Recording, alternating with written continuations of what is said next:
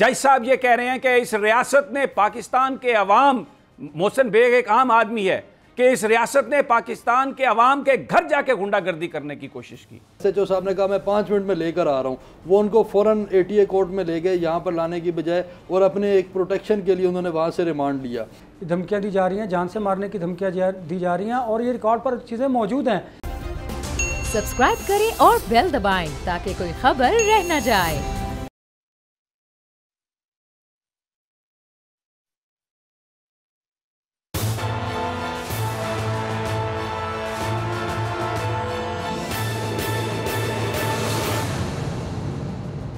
अस्सलाम वालेकुम नाज़रीन, मैं हूं आपका मेज़बान समी इब्राहिम और आप देख रहे हैं प्रोग्राम तज्ज़िया।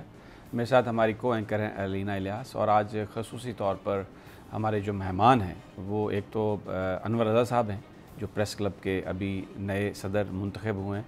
इससे पहले बतौर जनरल सेक्रेटरी वो अपनी खिदमात सर अंजाम दे रहे थे। और राहिल न्याजी एडवोकेट, यंग ये वकील हैं, लेकिन आज हमारे साथ इसलिए ये मौजूद हैं कि जो मौजू है जिस पर आज बात करेंगे वो बहुत ही इम्पॉर्टेंट है, फंडामेंटल इशू है। ये आज़ादी सहाफ़त। हुकूमत जो है वो हमेशा इस चीज़ को रोकने की कोशिश करती है, लेकिन जो सहाफ़ी हैं वो कोशिश उनकी ये होती है कि वो नकाइस या वो चीज़ें उनको वो हाईलाइट करें जिनको हुकूमत छुपाना चाहती है।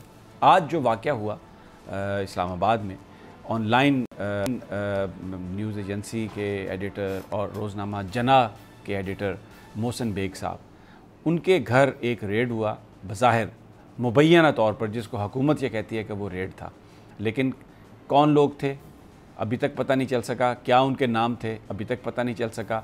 वहाँ पर सारा दिन हमने मीडिया पे देखा, इंसिडेंट हुआ, उसके बाद फिर मोहसिन बेग साहब को गिरफ़्तार किया गया, उनको मारा पीटा गया। उनकी मैंने ख़ुद कमरा अदालत में उनको देखा, उनकी नाक से खून बह रहा था, उनकी आंखें सुर्ख थी, ऐसा लग रहा था कि जैसे ब्लड जो है वो अंदर आया है। पसलियाँ वो बता रहे थे कि इतना ज़्यादा उनको मारा है कि शायद 2 पसलियाँ भी, उनका ये ख्याल है कि वो टूट गई हैं। अब ये मेडिकल इस वक्त हम ये बात कर रहे हैं तो पिम्स में उनका मेडिकल हो रहा है, जिसके बाद पता चलेगा। लेकिन जो इशू आज हम डिस्कस करेंगे, आपको वो बात बताएंगे कि किसी तरह से भी आज जो अदालती अहकामात हैं उनकी परवाह नहीं की गई। और जो एडिशनल सेशन जज हैं ज़फ़र इकबाल साहब, जितनी भी उनकी तारीफ़ की जाए कम है। मैं आपको यहाँ पर ये अर्ज़ कर दूँ कि मेरी बहुत लंबी एक सहाफ़ती मेरा एक्सपीरियंस है, बहुत कम मैंने ऐसे जज को देखा है जिन्होंने इंतहाई तहम्मुल से हर बात को सुना, और मुझे यकीन है उन पर बहुत प्रेशर होगा, लेकिन वो मर्द मुजाहिद उस प्रेशर के आगे खड़ा रहा। और जो आज उन्होंने फ़ैसला दिया, उस फ़ैसले ने हुकूमती जो मौक़िफ़ है उसकी धज्जियाँ उड़ा दी हैं, उसको बिल्कुल नंगा कर दिया। ये कहा सेशन जज साहब ने अपने फ़ैसले में, जो उन्होंने लिखा कि जिन लोगों ने, ये मैं उनका फ़ैसला मेरे पास है, मैं ये पहले पढ़ना चाहता हूँ थोड़ा सा उसका हिस्सा, फिर उसके बाद मैं चाहूँगा उस पर हम बात करें, ताकि आपको पता चल सके कि वाकई अगर आपके जजेस मजबूत हों तो किसी टायरेंट में इतनी हिम्मत नहीं हो सकती कि वो किसी आम आदमी पर किसी तरह का भी हल्ला बोल सके, या जो बुनियादी हकूक़ है उस पर कोई वो हमला कर सके। ये फ़ैसले के मैं सिर्फ चंद लाइनें पढ़ूँगा। It is quite obvious from FIR of FIA and FIR of police station Margalla Islamabad that illegal raid was conducted at the house of the alleged detinue, irrelevant persons who were not authorized so far. Instead of lodging FIR against these persons, SHO has got registered his own FIR just for showing fake efficiency. The alleged detinue in injured condition is present in court, and he is negating the allegations mentioned in above said both. Misconduct of SHO is quite floating on the surface of the record. बिल्कुल illegal red, जिन लोगों ने red किया बज़ाहिर उनके पास कोई इसकी कानूनी authorisation नहीं थी, और ये जो कुछ भी हुआ ये गैर कानूनी हुआ। और SHO ने बजाय इसके कि जो लोग वहाँ पर गए गैर कानूनी रेड करने के लिए उनके खिलाफ पर्चा देता, उसने एक जैली एफिशिएंसी शो करने के लिए जो मोहसिन बेग है उनके ऊपर पर्चा दे दिया। ये आज जज साहब ने, मैं ज़रा आपको एक शॉर्ट सुनवाना चाहता हूँ पहले शहबाज गिल साहब का, क्या वो फरमा, ज़रा सुन लीजिए। शहबाज गिल साहब ये कह रहे हैं कि उन्होंने गन स्टेट पर तानी है। जज साहब ये कह रहे हैं कि इस रियासत ने पाकिस्तान के अवाम, मोहसिन बेग एक आम आदमी है, कि इस रियासत ने पाकिस्तान के अवाम के घर जाके गुंडागर्दी करने की कोशिश की। दिस इज़ व्हाट जज साहब इज सेइंग। ज़फ़र इकबाल साहब, जितनी भी आपकी तारीफ़ हम कर सकें वो कम है। आपने, हमें पता है कि कितना आपके ऊपर प्रेशर होगा, लेकिन मुझे आज एतजाज़ अहसन की वो बात याद आ रही है, चौधरी एतजाज़ अहसन की, जो कहते हैं कि इस मुल्क में अगर आपने आज़ाद अदलिया को अगर आपने देखना है या लेके आना है तो आपको आज़ाद मंच जजेस जो हैं वो आपको लगाने पड़ेंगे। और मर्द कलंदर हैं ज़फ़र इकबाल साहब। ये शहबाज गिल साहब आप क्या दर्स दे रहे हैं? इल्लीगल लोग भेजे आपने, जिन लोगों के पास आइडेंटिफिकेशन नहीं थी। अब मैं राहिल न्याजी साहब की तरफ आता हूँ। ये मौके पर मौजूद थे, ये जिस वक्त ये सारा वाक़या हुआ, राहिल साहब आप बयान फरमाइए बिल्कुल जो वाक़या जैसे हुआ, ताकि लोगों को सच जो है ना वो पता चल सके और ये पता लग सके लोगों को कि रियासत किस कदर टायरेंट हो चुकी है आजकल। अच्छा, जब मैं मौके पे पहुंचा हूँ वहाँ आप पहुंचे कैसे? आपको फ़ोन आया? मुझे फ़ोन आया कि कुछ लोग FIA के अपना आप को शो कर रहे हैं और वो अरेस्ट करने के लिए आए हुए हैं। जब उनसे वारंट मांगे गए हैं या उनकी आइडेंटिफिकेशन की कही गई है तो वो उनके पास नहीं है। तो जब मैं मौके पे पहुंचा तो पता चला वहाँ पर कि इन्होंने घर से फलांगा, बेग साहब ने बताया कि ये अंदर एंटर हो गए हैं, घर से फलांग कर अंदर एंटर हुए हैं और दीवारों से और गेट से फलांगे, सब कुछ बंद था। और जब उनसे पूछा गया कि भैया आप कौन लोग हैं, तो वो अपनी आइडेंटिफिकेशन नहीं दे सके। कहते हैं हम FIA से आए हैं। कहा आपके पास कोई वारंट है तो आप दे दें, हम चलते हैं आपके साथ। ना वो वारंट दे सके, ना वो सर्च वारंट दे सके, ना वो अपनी आइडेंटिफिकेशन दे सके। जिसके बाद उन्होंने वहाँ पर असला पहले उन्होंने निकाला, जिसके जवाब में इन्होंने भी वहाँ पर असला निकाला और जो मौके पे शख्स थे वो भाग गए वहाँ से। अब आप ये देखें कि FIR जो वो बाद में लेकर आए हैं वो लाहौर की है और सुबह 9 बजे वो FIR दी है। वो एक्चुअली FIR भी इन्होंने लेट दी है, दोनों FIR जो इस्लामाबाद की है वो भी लेट दी है। जब वो वहाँ से चले गए, फिर उनको जब मौके से वो अरेस्ट हुए, बाद में SSP साहब ने या इस्लामाबाद पुलिस ने इनको अरेस्ट किया, तो फिर हमने हैबियस कार्पस की पिटीशन फाइल की कि डेटिन्यू हैं मोहसिन बेग साहब, इनको कोर्ट में आप पेश करें। जज साहब ने उनको 12 बजे बेलफ को हमारे साथ भेजा कि आप लेकर आएँ। मैं खुद साथ गया बेलफ के, पहले थाने वाले ने दरवाज़ा नहीं खोला, हमारे आगे मारगला पुलिस स्टेशन का गेट बंद कर दिया। फिर हमने कहा अच्छा ठीक है आप गेट नहीं लिखते, बेलफ को मैंने कहा आप ये रिपोर्ट बना के जज साहब को दे दें। उसके बाद बेलफ को अंदर बुलाया और फिर बैठकर उन्होंने कागजी कार्रवाई पूरी की और 1:45 बजे जाकर ये FIR रजिस्टर्ड की हमारे सामने, और वो रजिस्टर भी नहीं की 1:45, एक रपट की कॉपी दे दी और FIR की कॉपी हमें वो मौके पर नहीं दे सके, ना अरेस्ट वारंट दे सके, ना रोजनामचे की कॉपी दी कि जिसमें उनकी गिरफ्तारी वो शो कर सके, ना कोई FIR और ना कोई सर्च वारंट और ना कोई FIA की टीम थी। और मैं एक चीज़ को क्लियर करना चाहूँगा कि बार बार ये चीज़ पोर्ट्रे की जा रही है कि FIA ने उनके घर पर सुबह रेड किया तो उन्होंने गन दानी। FIA के वो लोग नहीं थे, वो ना सिविल ड्रेस में कोई नामालूम गुंडे थे जो उनके घर में दाखिल हो गए थे गैर कानूनी तरीके से। जो कानून उनको इजाजत देता है सेल्फ डिफेंस में, वो अपने प्रोटेक्शन करें। ठीक है, मैं अभी जो मोहसिन बेग साहब ने जो बात की, पहले मैं आपको वो सुनवाता हूँ। मौजूद था मेरे साथ भी उनका जो मुकालमा हुआ, अनवर रज़ा साहब जो प्रेस क्लब के प्रेसिडेंट है ये भी मौजूद थे। मैं उनकी जो बात है मैं फिर वो आपसे वो करता हूँ, लेकिन पहले मोहसिन बेग साहब ने जो गुफ्तगू की आई है आपको वो दिखाते हैं। मेरा भी मुकालमा हुआ उनसे और वहाँ पर जो अदालत में उन्होंने बात बताई मोहसिन बेग साहब ने, सेशन जज साहब ज़फ़र इकबाल साहब के सवाल के जवाब में उन्होंने कहा कि मैं सो रहा था और जिस वक्त ख़वातीन की चीखों पुकार की आवाज़ आई क्योंकि वो ज़बरदस्ती अंदर घुस रहे थे, तो उन्होंने कहा कि मैंने ऑनेस्टली ये समझा कि हमारे घर पर हमला हो गया, क्योंकि और मैं पिछले 4-5 दिनों से जो हालात चल रहे थे तो मेरे पास जो वेपन है वो मेरा लाइसेंस्ड वेपन है, अपनी हिफाजत के लिए वेपन है। तो मैंने उस वेपन को मैंने पकड़ा उसको इसलिए कि मैंने जैसे फिर राहिल न्याजी साहब बता रहे हैं, अपने दोस्तों को भी उन्होंने कॉलें की और उनसे पूछा कि आप लोग कौन हैं। बाकी लोग भाग गए, एक को उन्होंने पकड़ लिया। अब जिस वक्त पुलिस उन्हें पकड़ के लेके आती है तो वो पुलिस की कस्टडी में थे, लेकिन वहाँ पर उस FIA के डायरेक्टर ने 4-5 वो जो लोग जो सवेरे जिन्होंने रेड किया था उनके उस डायरेक्टर के कहने पर पुलिस की कस्टडी में उन्होंने मोहसिन बेग पर तशद्दुद किया। आप देख सकते हैं उनकी जो यहाँ पर नाक से खून बह रहा था, उनकी आँख, चेहरा सूजा हुआ था, लाल था, जैसे ठीक ठाक उन्हें मारा गया हो।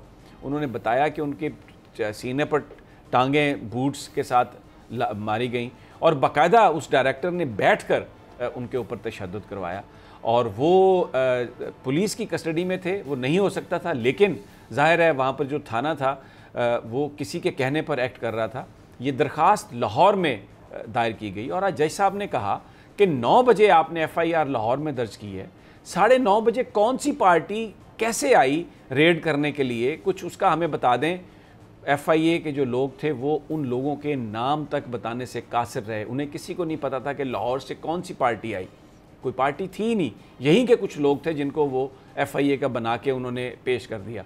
जो पुलिस ने जो ज़िमनी काटी थी जिस पर उनको जो गिरफ़्तार किया गया वो FIA के पर्चे पर गिरफ़्तार नहीं किया गया, वो पुलिस ने कि जी उन्होंने तशद्दुद किया पुलिस के ऊपर, और 7 वो जो एंटी दहशतगर्दी की जो दफ़ा है उसको लगा के उन्होंने उनको पर्चा कर लिया। तो जिस पर जज साहब ने वो जो पुलिस ने पर्चा किया अपने फ़ैसले में उसको कहा कि ये एक जाली पर्चा है, ये SHO ने जालसाजी की है, ये पर्चा उन लोगों के ख़िलाफ़ बनना चाहिए था जो मोहसिन बेग के घर घुसे। FIA ने आज एक अजीब बात कही, अनवर रज़ा साहब, FIA ने कहा कि जनाब ये हमारी तो जुरिस्डिक्शन है, पर्चा कहाँ पर भी दर्ज हो और कहीं पर भी जाके गिरफ़्तार कर ले। तो एक बड़ा सवाल है कि फिर ये सर्कल बनाने की क्या ज़रूरत है। Director FIA Lahore, director FIA Islamabad, एक ही बंदा आप बनाएं और वो सारे का सारा जहाँ पर चाहे जिसको मर्ज़ी रेड कर ले। जज साहब ने इसको मुस्तरद कर दिया। फिर जिस वक्त ये फ़ैसला आ गया, अभी FIA की तरफ से कभी आपने ये देखा कि एक अदालत का फ़ैसला आए तो उसके बाद इदारा जो है वो प्रेस रिलीज जारी करे। ये टिकर्स FIA की तरफ से आ रहे हैं, ये मेरे सामने पड़े हुए हैं, जिसमें वो ये कह रहे हैं कि काबिल दस्तअंदाजी जुर्म में इंदराज मुकदमा और गिरफ्तारी FIA का इख्तियार है। यानी जज साहब ने जो अपने फ़ैसले में बात लिखी है, अगर आपने उसके ख़िलाफ़ अपील करनी है आप अदालत में जाएंगे या हायर कोर्ट्स में जाएंगे, उसके ख़िलाफ़ अपील करेंगे, आप प्रेस रिलीज जारी कर रहे हैं। पीका और CRPC के तहत FIA का इख्तियार है। FIA वफाकी इदारा है, पूरे पाकिस्तान में कार्रवाई करने का मजाज है, डेफिनेटली मजाज है, लेकिन वो वहाँ की लोकल टीम को बताने का उसकी जिम्मेदारी है और उनके साथ ये रेड करने का इख्तियार है। अनवर रज़ा साहब, पीका के बारे में तो हम ये सुप्रीम कोर्ट में भी मैंने देखा सुना, इस्लामाबाद हाई कोर्ट ने भी ये असूल तय कर दिया कि आप किसी के घर रेड नहीं कर सकते। अगर किसी के ख़िलाफ़ आपने इन्वेस्टिगेशन करनी है, आप उसको नोटिस देंगे, इंक्वायरी में वो शामिल होगा, उसके बाद आप FIR दर्ज करेंगे। यहाँ पर तो ना नोटिस कुछ भी नहीं। और फिर क्या ये एक और कंटेम्प्ट ऑफ कोर्ट नहीं है कि आपने फिर तीसरा रेड किया मोहसिन बेग के घर के, जी हम उसके बच्चे को पकड़ने के लिए आए हैं। क्या कहते हैं अनवर रज़ा साहब, ये हो क्या रहा है? समी साहब, पहले तो आज जो ये वाक़या इस्लामाबाद में पेश आया, मैं इसकी शदीद मज़म्मत करता हूँ, क्योंकि ये बिल्कुल एक सियासी इंतकाम था जो आज हमने देखा। क्योंकि मुझे सुबह जब मोहसिन बेग साहब की कॉल आई, मैं अटेंड नहीं कर सका, तो मैंने दोबारा जब कॉल बैक की तो मेरी उनसे बात हुई। उन्होंने बताया कि कुछ लोग मेरे घर आए हैं और वो मेरे घर के अंदर घुस आए हैं। मैंने उन्हें कहा कि मैं फ़ौरन आपके घर आता हूँ। जब मैं उनके घर गया तो मैंने देखा वो लोग जो अपने आप को FIA के एहलकार कह रहे थे, वो अपनी आइडेंटिफिकेशन ताहाल भी नहीं बता सके। क्योंकि जब जज साहब ने उनसे पूछा कि आप में से कौन सा ऐसा शख्स है, मुझे अपना डेजिग्नेशन बताइए और FIA में आपका क्या रैंक है वो ज़रा काइंडली बताइए, तो कोई शख्स इस बात का जवाब नहीं दे सका। और नेचुरली बात है कि देखिए, जब आपके घर में कोई गैर कानूनी तरीके से दीवारें फैलांग कर आएगा और आपको थ्रेट्स भी मौजूद होंगी, और फिर आप क्या करेंगे? नेचुरली जब आपके पास आप अपने कोई वेपन रखा हुआ है लाइसेंस वाला, डेफिनेटली एक फितरी अमल है कि जब आपके बीवी बच्चों का शोर की आवाज़ आएगी तो फितरी अमल है कि वेपन जो आपके पास होगा वो आप उसको निकालेंगे। FIA वालों ने ना तो वर्दी पहन रखी थी, ना वो वर्दियों में मलबूस थे कि मोहसिन बेग को पता होता कि ये FIA के एहलकार हैं। और अगर थे भी तो मोहसिन बेग से मेरी बात हुई तो उन्होंने कहा कि मैंने उनसे कहा कि मैं आपके साथ चलने के लिए तैयार हूँ, लेकिन मुझे कोई सर्च वारंट तो चेक करवाइए, दिखाइए तो सही। लेकिन उन्होंने ऐसा कुछ नहीं किया। एक्चुअली समी साहब, अगर आपको याद हो, जब मैं सेक्रेटरी था उस वक्त भी हमने एक प्रेस रिलीज जारी की थी जिसमें मोहसिन बेग को धमकियां दी जा रही थी और हाई ऑफिशल्स की जानिब से उन्हें कहा जा रहा था कि आप या तो मुल्क छोड़ दीजिए या फिर आपके ख़िलाफ़ झूठे मुकदमात दर्ज किए जाएंगे। आप अगर कहें तो मैं ये पिछले 6 माह कबल जो मैंने प्रेस रिलीज जारी की थी वो रिकॉर्ड का हिस्सा है, मैं उसे यकीनन अदालत में पेश करूंगा और बताऊंगा अदालत को कि उस वक्त भी इन्हें थ्रेट्स मिल रही थी, धमकियां मिल रही थी और इन्हें कहा जा रहा था हाई ऑफिशल्स की जानिब से या तो आप गवर्नमेंट के ख़िलाफ़ तनकीद करना बंद कर दें, बात मत करें उनकी पॉलिसीज़ पर, या फिर आप मुल्क छोड़ दीजिए या फिर आप फेस कीजिए उन मुकदमात को जो हम आप पर दर्ज करेंगे। तो समी साहब, ये वही मुकदमात हैं जिनका मैं जिक्र कर रहा हूँ। अनफॉर्चुनेटली ये वाक़या हुआ, नहीं होना चाहिए था। और आप देखें फिर कैसे अदालत के साथ खेला जा रहा है। क्या रियासत इस तरह करती है? क्या हुकूमत? मैं इसी तरफ आ रहा था। मैं यही बात कि आज जज साहब ने कहा कि आप हमें जिस वक्त ये दरख्वास्त गई कि मोहसिन बेग साहब को यहाँ पर प्रोड्यूस किया जाए, रिकॉर्ड को प्रोड्यूस किया जाए, लेकिन पुलिस ने बजाय इसके कि वो एडिशनल सेशन जज साहब की अदालत में जाते, वो एंटी टेररिस्ट कोर्ट में चले गए और वहाँ पे जाके उन्होंने 3 दिन का रिमांड लिया और वापस आके तो जज साहब को ये कहा कि जनाब वो तो उन्होंने रिमांड दे दिया है, तो अब ये तो जो है गैर मौसर हो गई है। जिस पर जज साहब ने ये कहा कि आप बाकी जो मामलात हैं अगर आपने रिमांड ले लिया वो ठीक है, लेकिन 491 के तहत मैं ये देखूंगा कि ये जो सारी कार्रवाई हुई क्या ये फेक थी, क्या ये मेलाफाइडी थी, और उस पर उन्होंने अपनी जजमेंट दे दी कि जिस पे उन्होंने ये कहा कि ये जाली एक कार्रवाई की गई है, बिल्कुल झूठ है और ये तो उन लोगों के खिलाफ पर्चा दर्ज होना चाहिए था।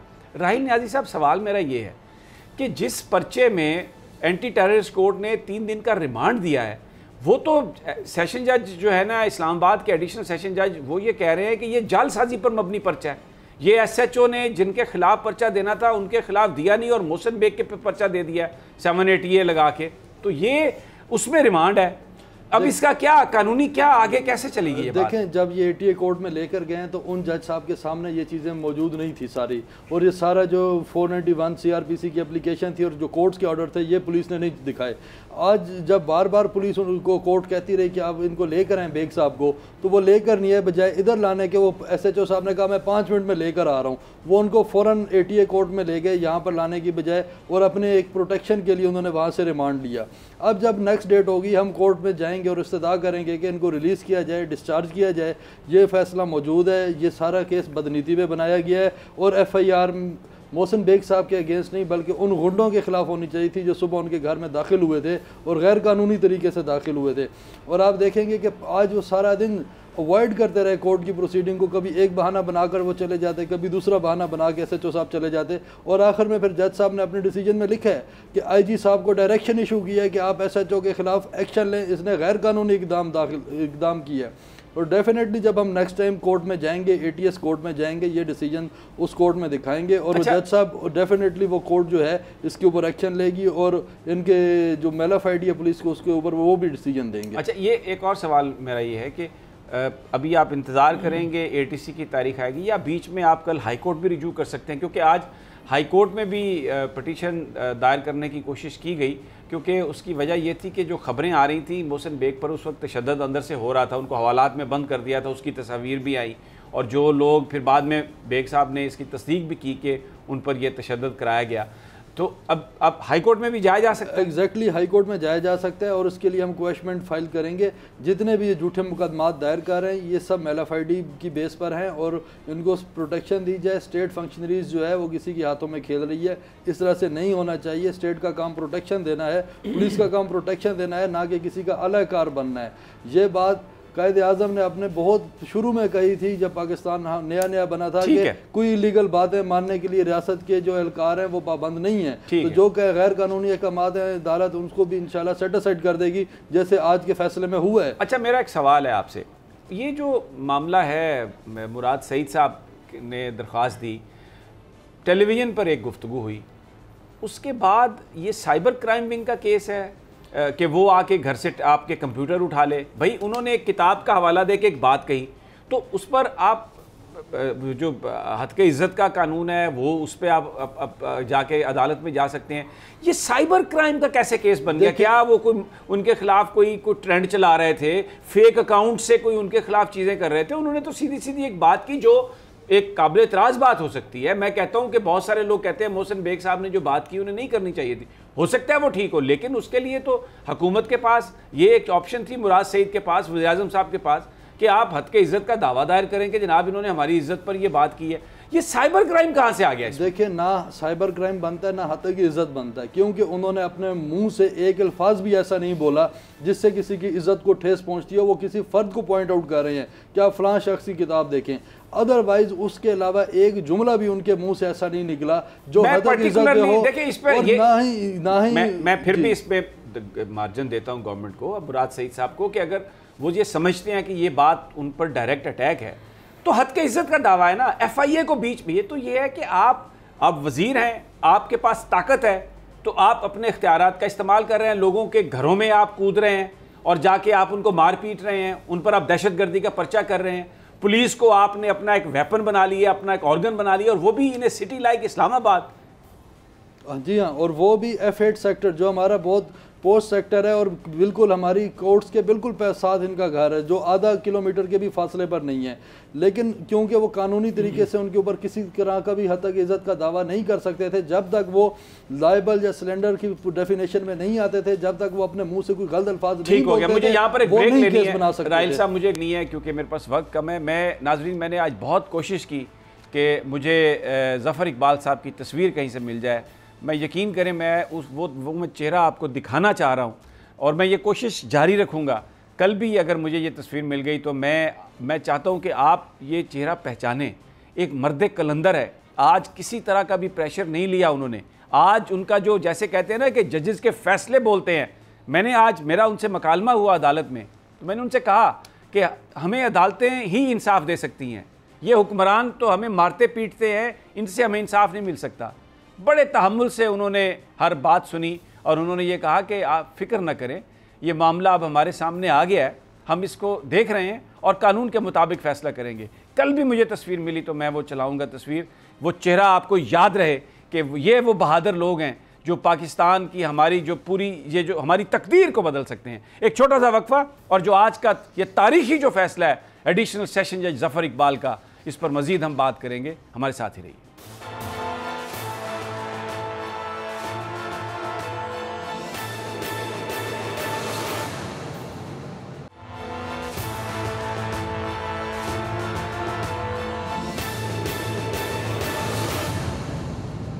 वेलकम बैक नाजरीन। बात कर रहे हैं आज अफसोसनाक वाक़े की, काबिल मज़म्मत वाक़े की, जिसमें जना अखबार के एडिटर, न्यूज़ एजेंसी ऑनलाइन के एडिटर मोहसिन बेग के घर पर एक मुबैना तौर पर छापा मारा गया। मैं मुबैना इसलिए कह रहा हूँ कि जो लोग गए उनकी आइडेंटिटी अभी तक नहीं पता। ये पुलिस का क्लेम है, FIA का क्लेम है कि वो FIA के अहलकार थे। किसने उनको भेजा, इस बात का कोई सबूत नहीं। किसने उनको ऑथोराइज़ किया, इस बात का कोई सबूत नहीं। क्या कोई इन्वेस्टिगेशन हुई, बिल्कुल कोई सबूत नहीं। और एडिशनल सेशन जज ज़फ़र इकबाल साहब ने ये फ़ैसला दिया कि SHO मारगला पुलिस स्टेशन ने एक जाली कार्रवाई दिखाने के लिए एक जालसाजी पर मबनी पर्चा, झूठा पर्चा दर्ज किया मोहसिन बेग के ख़िलाफ़ और कुछ नामालूम अफराद के ख़िलाफ़, जबकि ये पर्चा दर्ज होना चाहिए था उन लोगों के ख़िलाफ़ जिनके बारे में ये बताया जा रहा है कि वो FIA के अहलकार थे। वो कौन अहलकार थे ये अभी नहीं पता। हम जो जज साहब का फ़ैसला है उस पर बात कर रहे हैं, और कमाल का फ़ैसला है। यकीन करें, जितनी भी प्रेज़ की जाए वो कम है। ये वो फ़ैसले हैं, ये वो इस तरह के जजेज़ अगर हमारी अदालतों में मौजूद हैं तो आप यकीन करें इस पाकिस्तान की तरक्की को कोई नहीं रोक सकता। और मैं ये बात यहाँ पर कहना चाहता हूँ कि यही वो तब्दीली की ख्वाहिश थी जिसने लोगों को मजबूर किया कि वो इमरान खान को वोट दें। आज भी लोग इमरान खान पर यकीन ज़रूर रखते हैं, लेकिन उनके इर्द गिर्द जो लोग हैं, जिस तरीके से वो मामलात को अपने हाथ में लेके इस हुकूमत के लिए सुबकी का बायस बन रहे हैं, नहायत ही शर्मनाक है वो ये सारा कुछ। लेकिन अब मैं उस फैसले पर आता हूँ और राहिल साहब से पूछता हूँ कि ये जज साहब ने ये लिखा है इस फैसले में कि the petition is disposed of with the direction to SHO to entertain the applicant of alleged detinue in accordance with the law regarding the occurrence as per his own version, if it is filed. A copy of this order be sent to Inspector General Police Islamabad for necessary actions against the SHO. अब ये बताइए कि जो SHO के ख़िलाफ़ necessary action अगर कोई जालसाजी करे, कोई जाली पर्चा दर्ज करे, तो कौन सी दफ़ा उस पर लग सकती है। और ये उन्होंने कहा है, डायरेक्शन दी है सेशन जज ने IG इस्लामाबाद को कि आप SHO मारगला के ख़िलाफ़ कार्रवाई करें। देखिए, खाली SHO के नहीं बल्कि वहाँ पे मौजूद SSP साहब के ख़िलाफ़ भी कार्रवाई होनी चाहिए थी, क्योंकि SHO साहब तो मौके पे मौजूद भी नहीं थे, SSP साहब मौके पर मौजूद थे। फिर लेकिन चलें जज साहब ने थोड़ा सा रिलीफ दे दिया SSP साहब को और चले गए SHO के अगेंस्ट।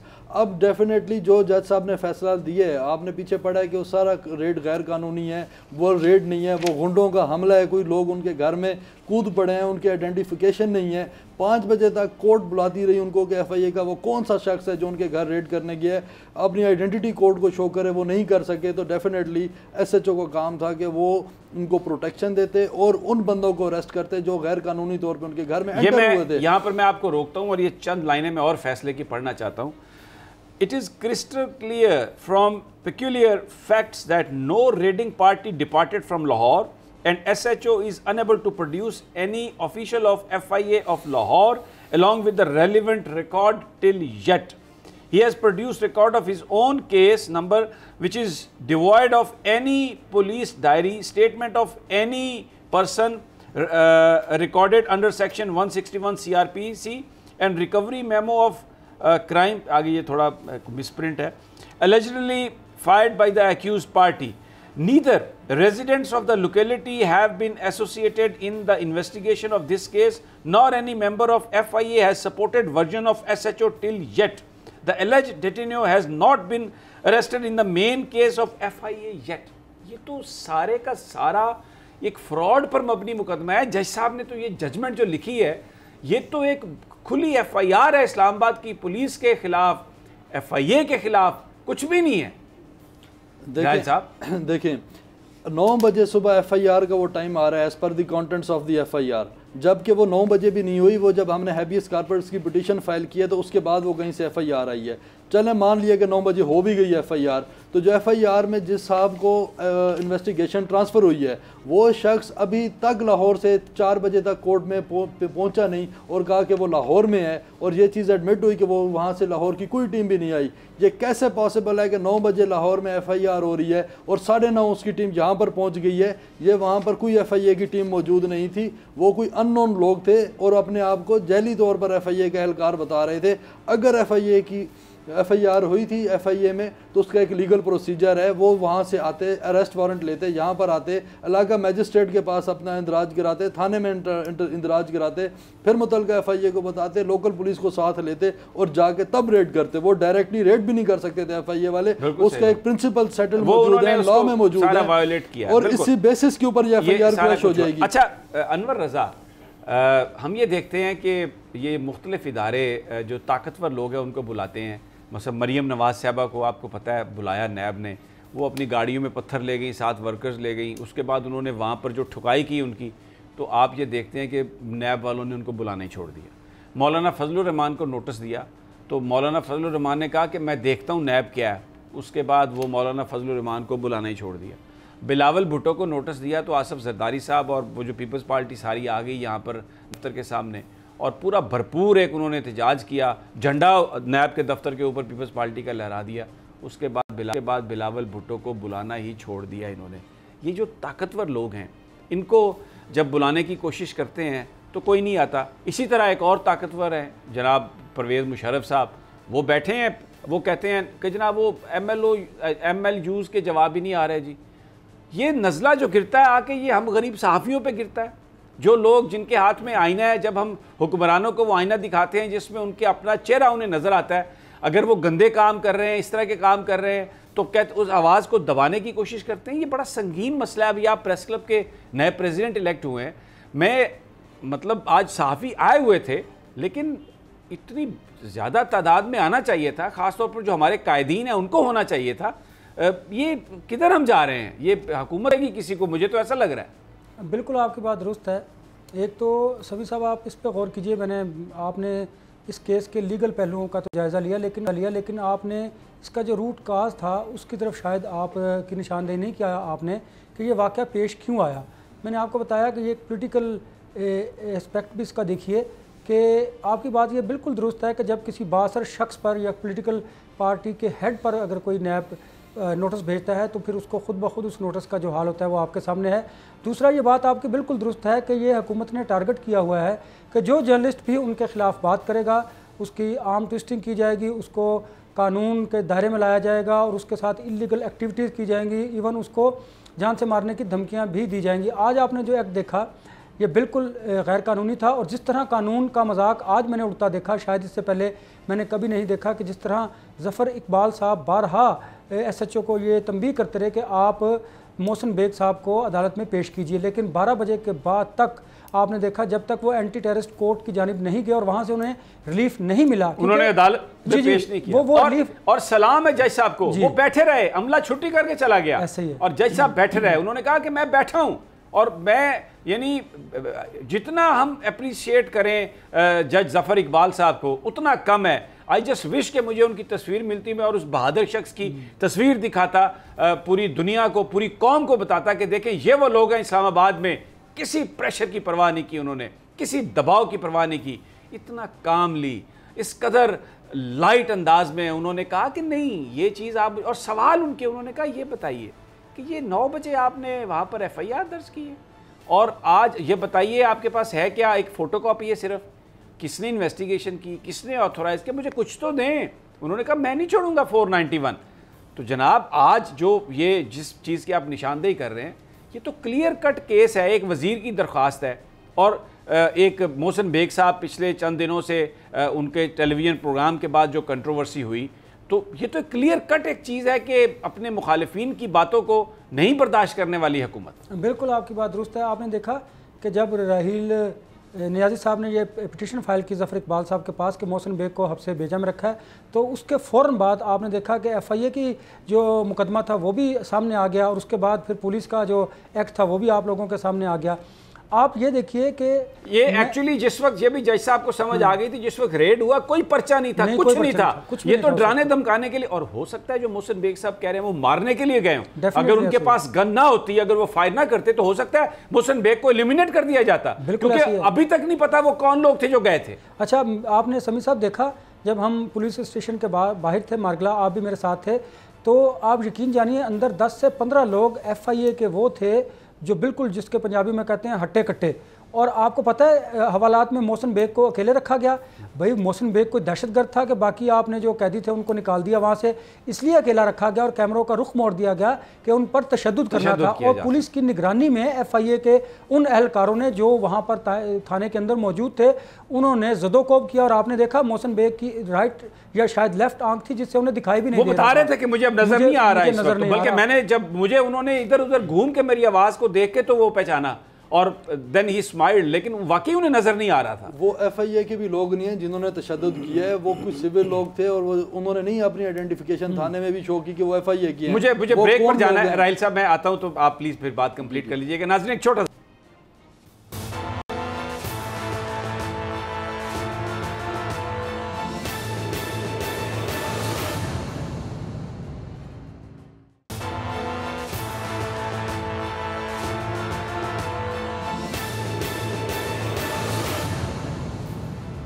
वेलकम बैक नाज़रीन।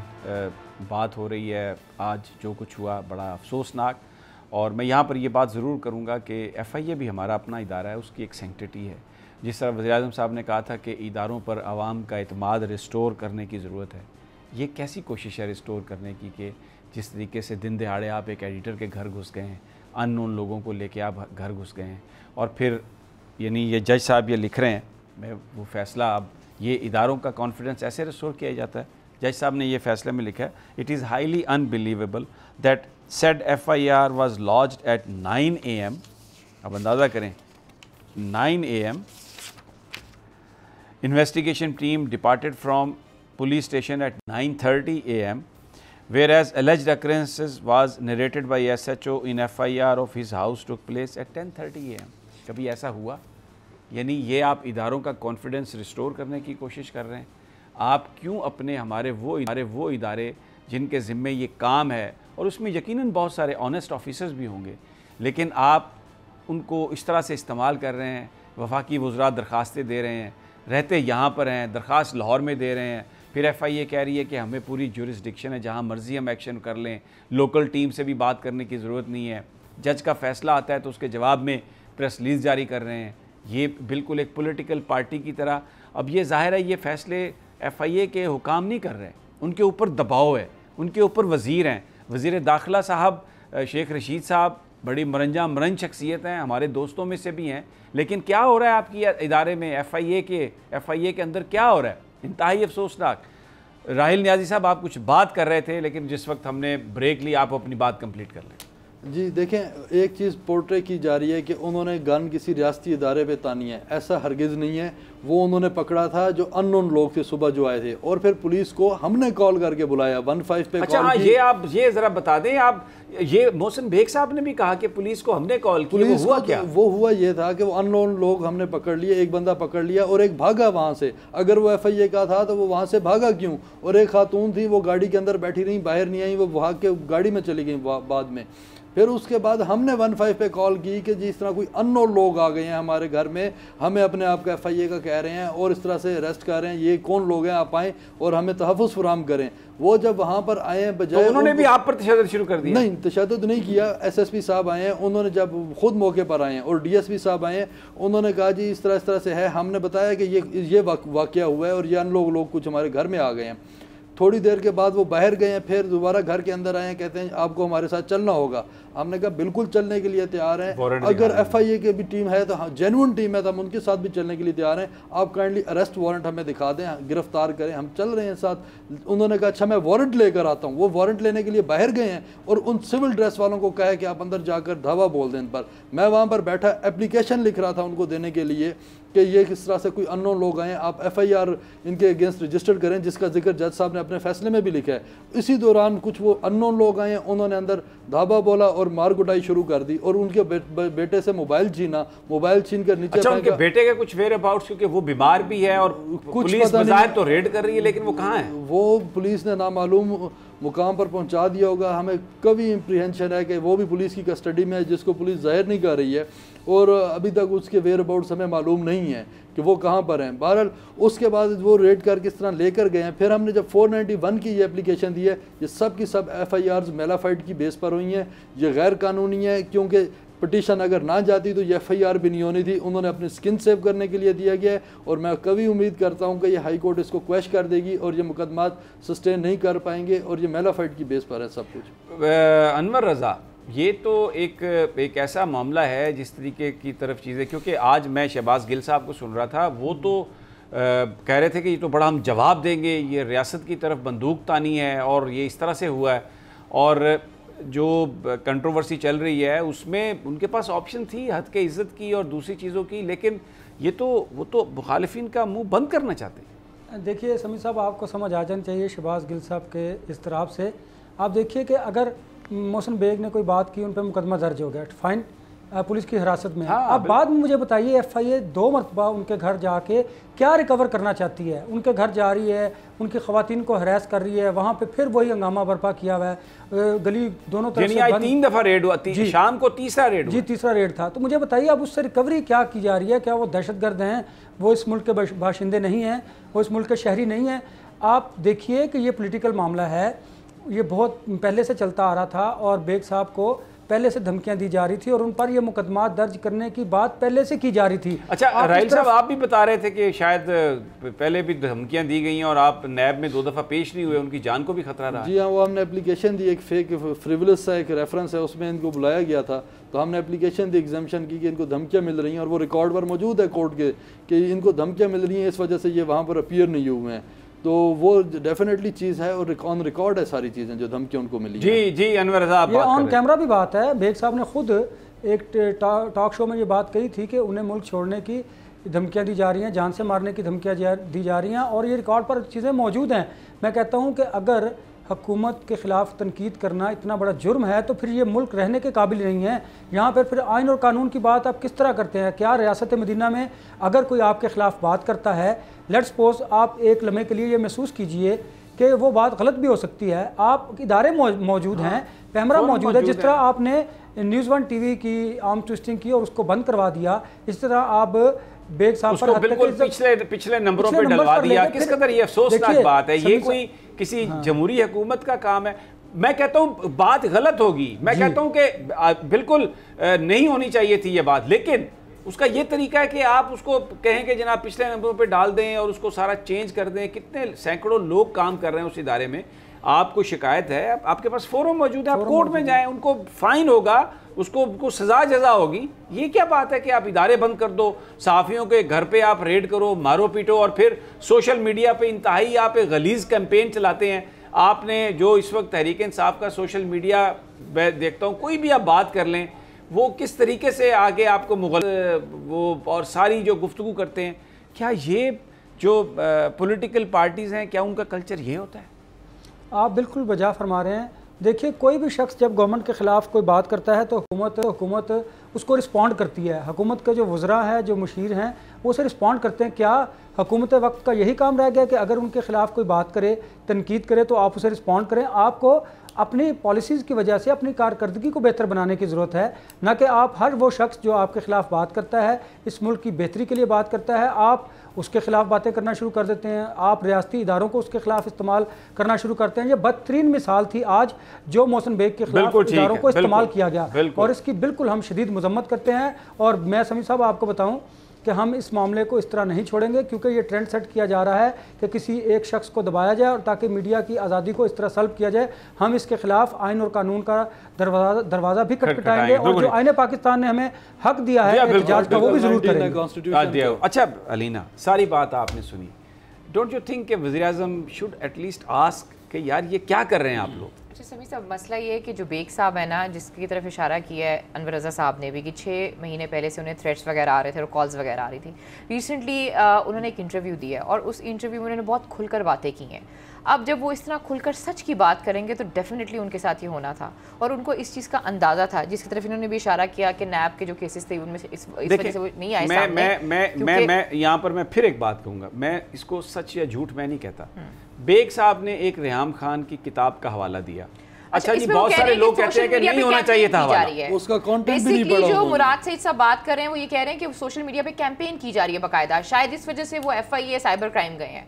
That's the reason. अब I don't know. कैंपेन कोई मोहसिन बेग तो नहीं कर रहे ना, कैंपेन तो उन्होंने तो खुल के बात की। उन्होंने अभी भी जो बात उन्होंने कही कि भाई वो आप उस किताब को बैन कर दें, वो अभी तक अवेलेबल है, नेट पर अवेलेबल है। मैं कहता हूँ कि अगर वो इससे हर्ट हुए और समझ रहे हैं बहुत सारे लोग कि ये इस लेवल पर नहीं होनी चाहिए थी बहस, तो भाई आपके पास फोरम मौजूद है ना, अदालत में चले जाएं, आप हद की इज्जत कर दें, आप CRPC के तहत आप कर दें। लेकिन ये इदारों को इस्तेमाल करना, इस तरह गिरफ्तारियां करना और दहशत गर्दी के मुकदमे, और फिर यानी वो मार कुटाई, और जो हम देख के आए वहाँ पर अदालत में जो मैंने मोहसिन बेग साहब को देखा, चेहरा सूजा हुआ है, खून बह रहा है, पसलियाँ वो मुतासर हैं, बोला नहीं जा रहा, नज़र नहीं आ रहा, आंखें लाल हुई हुई जैसे सफ़ेद पुतलियों में खून आ गया हो, ब्लीडिंग हो रही हो। ये क्या, किस तरफ जा रहे हैं हम लोग? नहायत ही अफसोसनाक ये सारी सूरत हाल। लेकिन अनवर रज़ा की ये बात बिल्कुल दुरुस्त है कि जो आज़ादी है सहाफ़त की, उस पर कोई कदगन जो है वो नहीं कबूल की जाएगी। लेकिन इसके साथ साथ ये भी दुरुस्त है कि आज़ादी का जो हमें इख्तियार है वो विद रिस्पॉन्सिबिलिटी होना चाहिए, और फोरम मौजूद हैं। अगर कोई गलत इल्ज़ाम लग रहा है, अगर किसी की हद की इज़्ज़त हो रही है, तो आप अदालतों में जाएँ, जाके उनके ख़िलाफ़ फ़ैसले ले लें, अदालतों के निज़ाम को बेहतर बनाएँ। यह हुकूमतों का काम है सिस्टम को बेहतर बनाना, ज़्यादा जजेस, प्रोसिक्यूशन ठीक करना। लेकिन अगर आप किसी को प्रोसिक्यूट ना कर सकें, अगर किसी के ख़िलाफ़ एविडेंस ना हो, तो पकड़ के आप उसको मारना शुरू कर दें अपने कौमी इदारों को इस्तेमाल करके, ये फिर तो मुल्क नहीं, ये जंगल बन जाएगा। इजाज़त दीजिए आज के प्रोग्राम से, कल फिर इंशाल्लाह आपसे मुलाकात होगी अल्लाह ने के बाद।